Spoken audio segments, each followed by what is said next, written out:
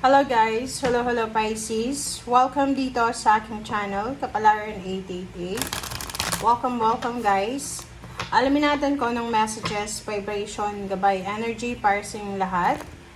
This is for the month of September. General reading. So, monthly reading siya. So, tingnan natin Pisces kung ano ba ang messages, ano ba ang guidance na kailangan mong marinig para sa buwan ng September of 2025. So, this is general. So, please connect your intuition sa lahat ng bara na lumalabas dito. Okay? So, Pisces, I hope na nasa mabuti kayong kalagayan sa ngayon. Shout out sa lahat ng mga naandito na Pisces. Lahat, doon sa mga nagbibigay ng parang hindi ko alam ano bang tawag doon. Nakakalimutan ko na naman.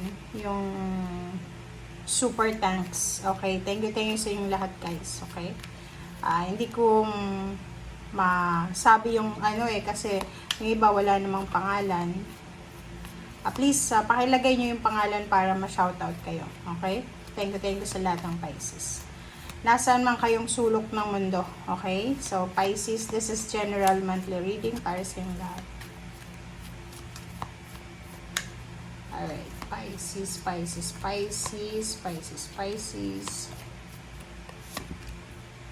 Okay.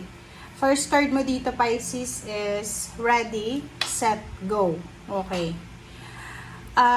Simula ngayong September, sinasabi sa'yo ng baraha Pisces na ngayon ay perfect moment ito. Perfect time, perfect moment to dive in and embrace your heart's desires. So, heart's desire.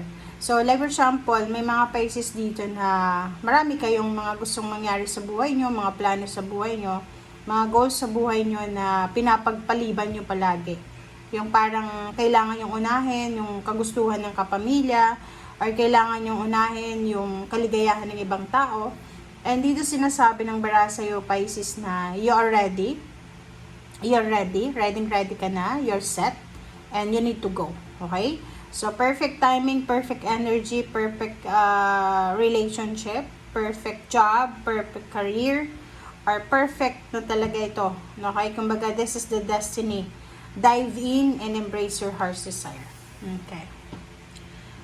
Okay, Pisces. Tingnan natin dito sa second deck mo. Ano ba ang gustong sabihin sa'yo ng iyong guides, angels, and archangels? Pisces.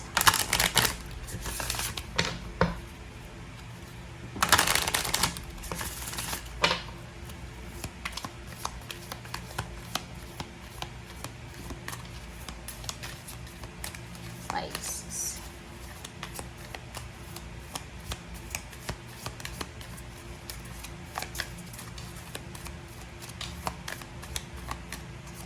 Okay, cultivating prosperity. Wow.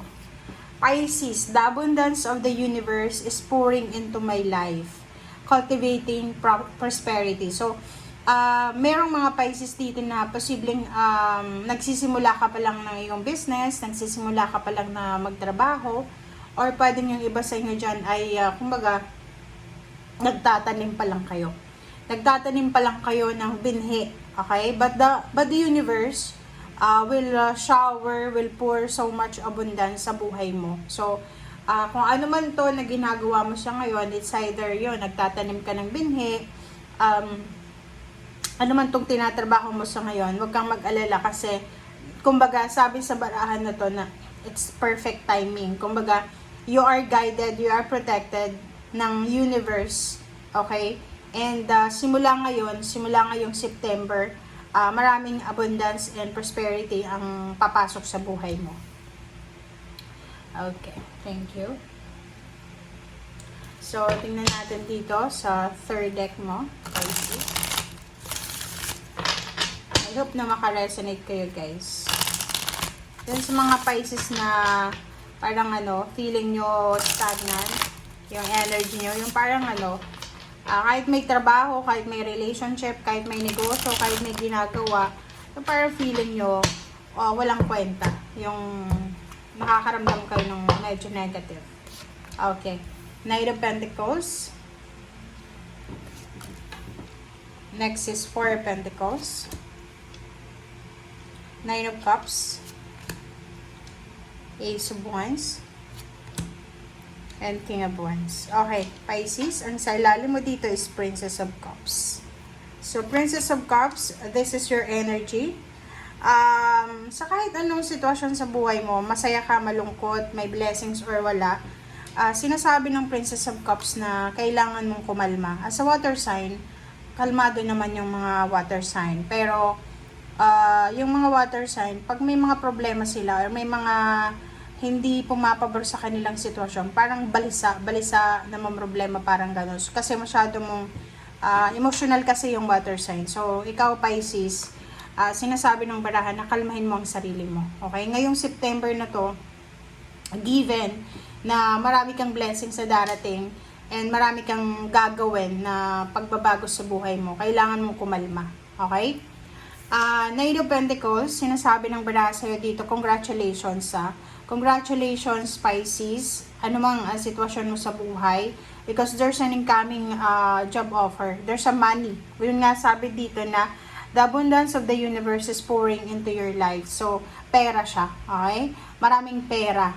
Or possible na, halimbawa, kung sa ilang buwan na to ng 2025, hindi ka pa rin makapag-save ng pera, dito sa barahang to, possible, may pagkakataon ka na pwedeng makakatipid ka, or may possible na, yun, lump sum of money, or magsha-shower talaga, mga different opportunities and possibilities na pwedeng pagkakitaan.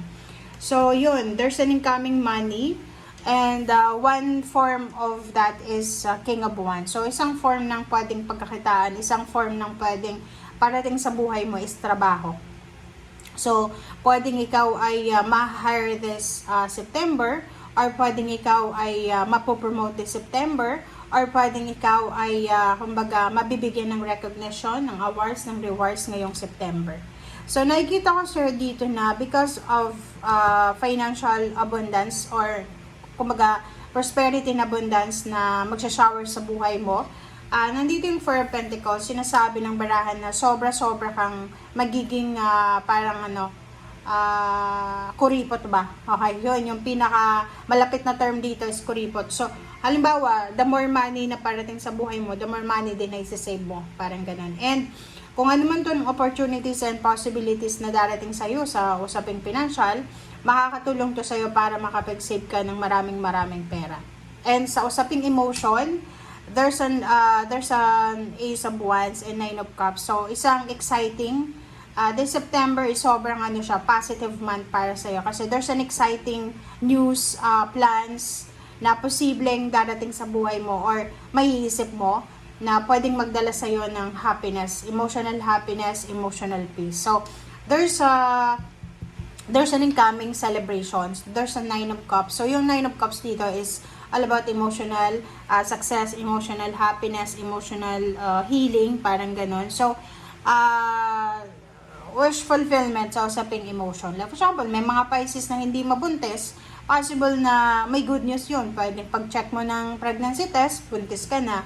Or meron ditong occasion. There's a parang exciting, unexpected or expected occasion na posibleng darating or gagawin mo. So, yung Nine of Cups is sobrang napaka-importante niya. Okay? Yung Nine of Cups is, this is your heart's desire to, diba? Parang sinasabi dito. So, this is the perfect moment. Now is the perfect moment to dive in and embrace your heart's desire. So, parang ganon. So, congratulations sa lahat ng Pisces kasi emotionally and financially, you will be super happy starting this September. Super happy because parang makakaramdam ka ng contentment. Kasi, like for example, kung nagbe-wish ka ng money, may mga pera na parating expected or unexpected, and at the same time, yung relationship. Pwedeng new relationship, friendship, reconciliation, collaboration, partnership, or anything. Okay. So, let's confirm. Ano pa ba? Pisces.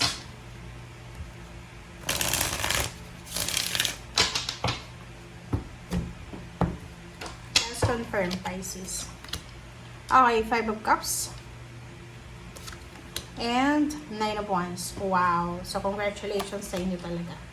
Okay, so these two cards, parang sinasabi sa inyo, Pisces, na walang sayang. Kumbaga, kung ano man ang gagawin mo, kung ano man ang sakripisyo na ginagawa mo sa ngayon or dati, or kung ano man to na halimbawa na like nag-overtime ka, 'di ba? Pwedeng palagi kang nag-overtime, nagtatrabaho ka ng Saturday, Sunday, weekends, pwedeng meron kang mga additional income, may mga meron ka sigurong work from home or kung ano pa man. Sinasabi ng baraha dito na yung 9 of Wands mo, yung sacrifices, yung parang pagod mo, puyat, gutom, or kung ano pa man, ay hindi yan masasayang. Huwag kang mag-alala. Kumbaga, lahat ng hahawakan mo magiging pera. Lahat ng hahawakan mo magiging tagumpay. Okay? And the last two cards natin, there's a Strength and 8 of Cups. So, sinasabi ng baraha din dito doon sa mga Pisces na possible na magta-travel kayo or magre-relocate kayo. Yung parang first time mong makapag-abroad, first time mong magta-travel sa ibang bansa for work, first time mong makapunta ng Middle East, sinasabi ng baraha na you need to be strong. You need to be strong, you need to be courageous. And yung 8 of Cups dito is all about emotional withdrawal. So, halimbawa, kung may mga issue, negative issue sa paligid mo, oras na para i-withdraw mo yung sarili mo, i-detach mo yung sarili mo sa mga negativity, and mag-focus ka sa abundance and prosperity na dumadaloy sa buhay mo. Okay? And yun nga, may relocation, travel, moving on, withdrawing yourself, detaching yourself, kailangan mo maging malakas. Kasi minsan, di ba, pag masyado ka nang attach or parang siya na yung comfort zone mo, lalo na sa relationship or sa trabaho, medyo mahihirapan kang mag-detach. So, dito, sinasabi na you need to be strong, you need to be courageous sa kung ano man to na mapagdidesisyonan mo na alisin sa buhay mo. Okay? So, thank you guys for watching and see you again. Bye!